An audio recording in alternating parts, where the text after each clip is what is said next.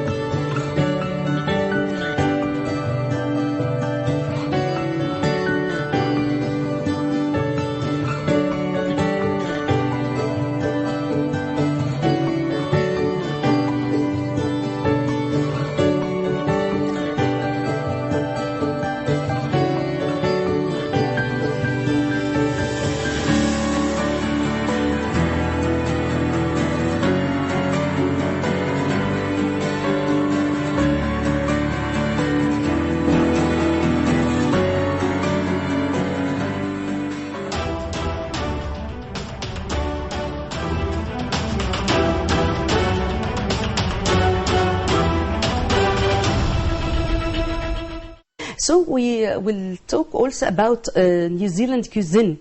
What about New Zealand cuisine, and what about your favorite food in Egypt? Sure, absolutely. Well, in terms of New Zealand cuisine, it's undergone a period of evolution, I think.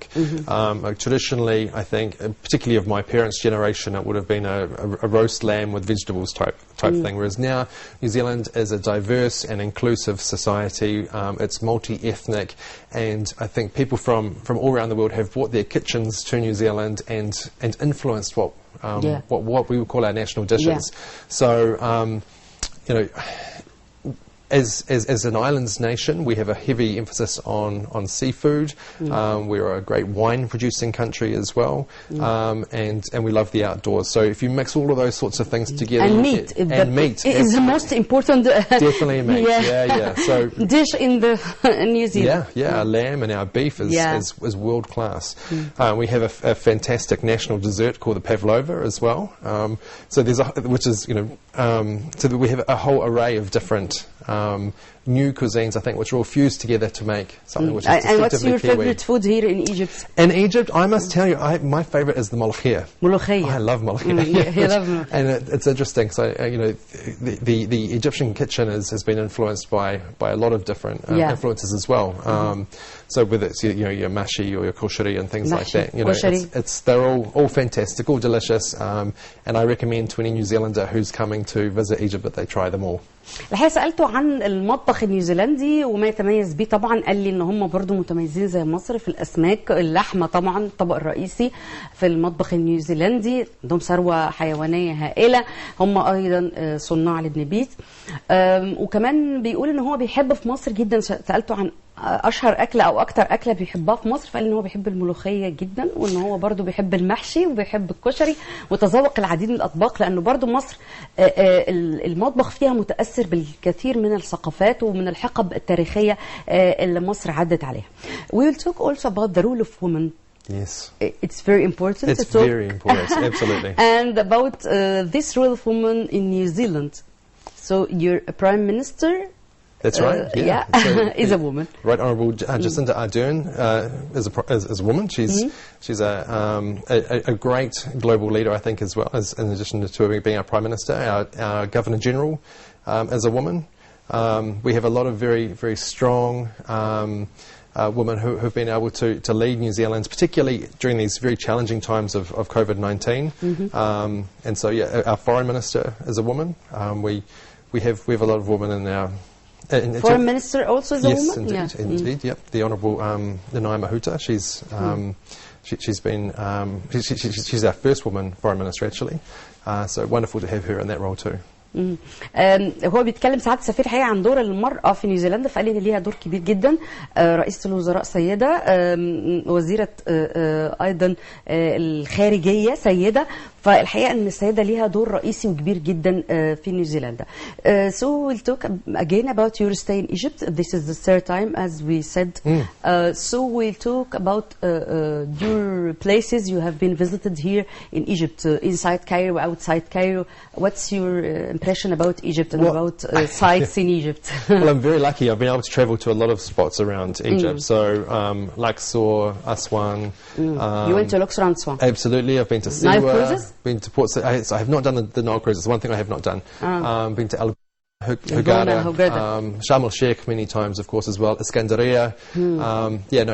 One of the things which really strikes me is the different cities around Egypt. It's like New Zealand as well. Each different town or each different city, it's got a different feel. It's got a different sort of vibe and energy. And so it's a real pleasure. Different way of culture. Yeah, exactly. So it's a real pleasure to be able to experience those and to get a sort of a feel for the city that I'm visiting. So very lucky, very privileged. سعادة السفير الحقيقة زار أماكن متعددة في مصر، لأن دي طبعا ثالث مرة يجي كسفير 2019، لكن قبل كده جه يعني يعمل برضو في السلك الدبلوماسي، لكن ما كانش لسه سفير، وجه قبل كده تعلم اللغة العربية في مصر في 2004. فإذا هو على دراية بمصر، فسألته عن أهم الأماكن اللي زارها، فقال هو زار أماكن كتير، منها الغردقة، الأقصر وأسوان، أكيد، لا اسكندرية.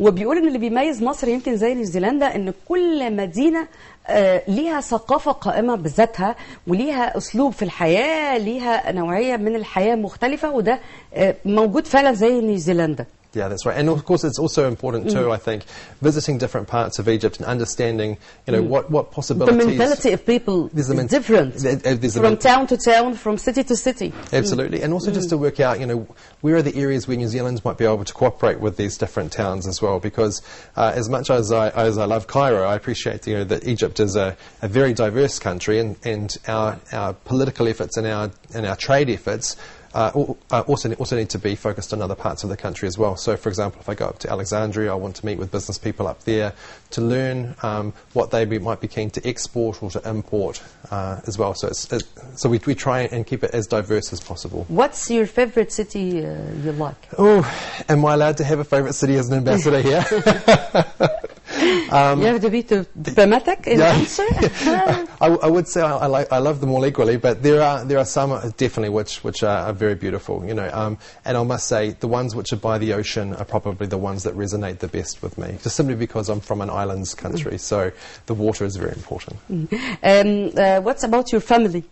Yeah, so we'll talk about your personal side. Yeah. So I'm actually up here by myself, so I'm unaccompanied up here, but my family's back in New Zealand, so I've got... You stay here alone, yeah, not with your family? Yeah, that's right. Yeah. As they come for a visit or something? Yes, indeed, absolutely. So the issue we've got at the moment, of course, is New Zealand's borders are closed, and so I'm not able to to travel easily outside of New Zealand because for those people who are wanting to go back to New Zealand, there's a quarantine period that people must go through. So travel from New Zealand is a bit challenging at the moment. But of course, with telecommunications, with Zoom and FaceTime and things like that, it makes the world a lot smaller.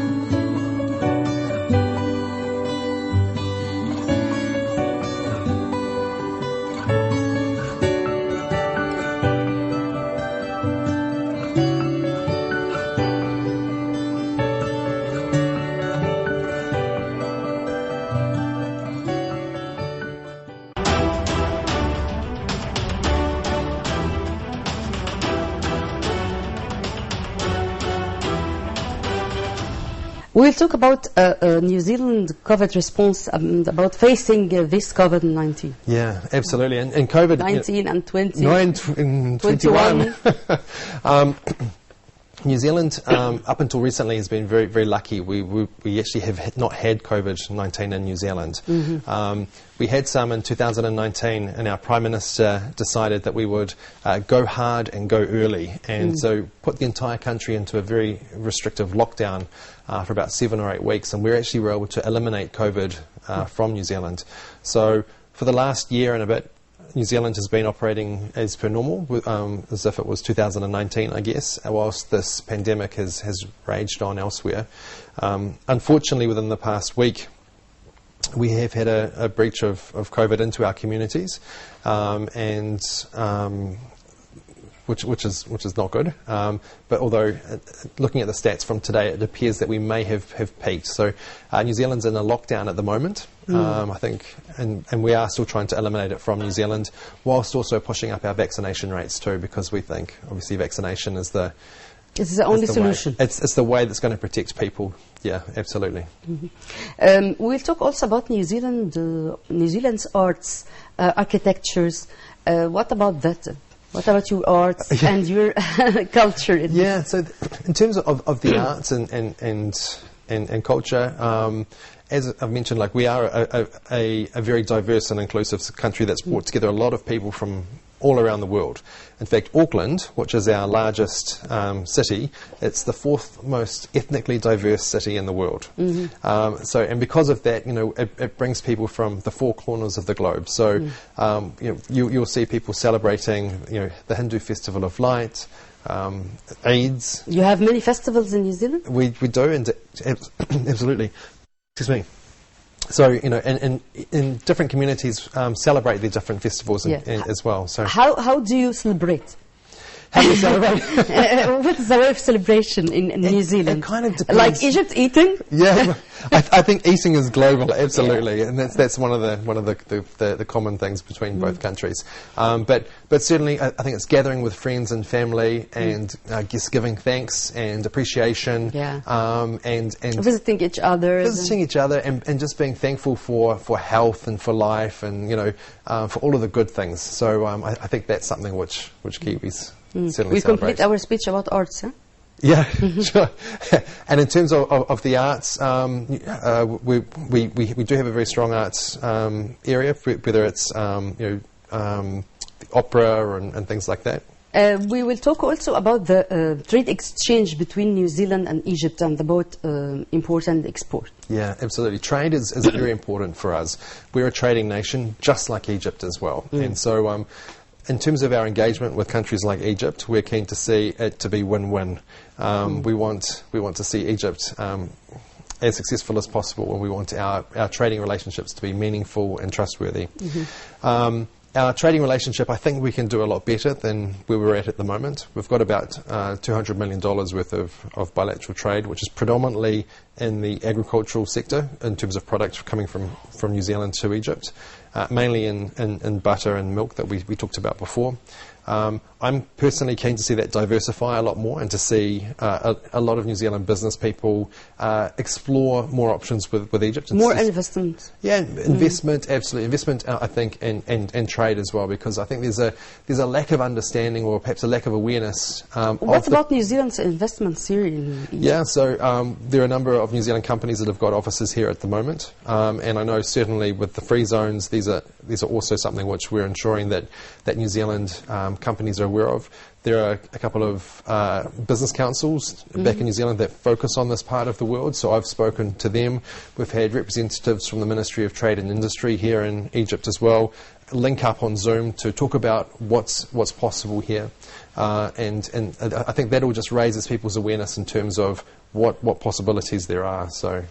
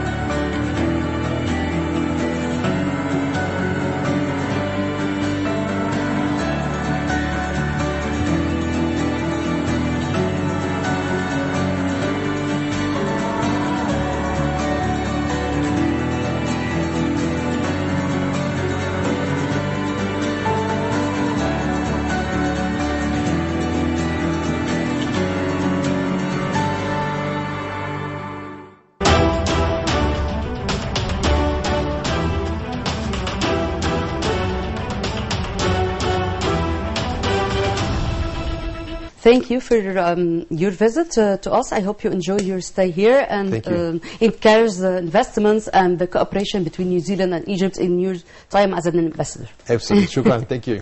Thank you. سعادة السفير، الحقيقة كلمنا عن التبادل التجاري بين نيوزيلندا وبين مصر، لكن هو هيحاول إن شاء الله في الفترة اللي جاية خلال وجوده في مصر كسفير نيوزيلندا إنه يزيد من هذا الحجم التبادل التجاري بين الدولتين. ادانا فكرة عن الثقافة والفنون والشعب النيوزيلندي والتوافق بينه وبين الشعب المصري. وصلنا لحضراتكم مجموعة يعني من المعلومات عن هذه الدولة، عن نيوزيلندا. يا رب إن شاء الله تكونوا استفدتوا واستمتعتوا معنا. بنشكر سعادة السفير جريج لويس سفير نيوزيلندا بجمهورية مصر العربية. ثانك يو سير. نشكركم، دايما استنونا مع معلومات جديدة مع سفير جديد وجناب السفير.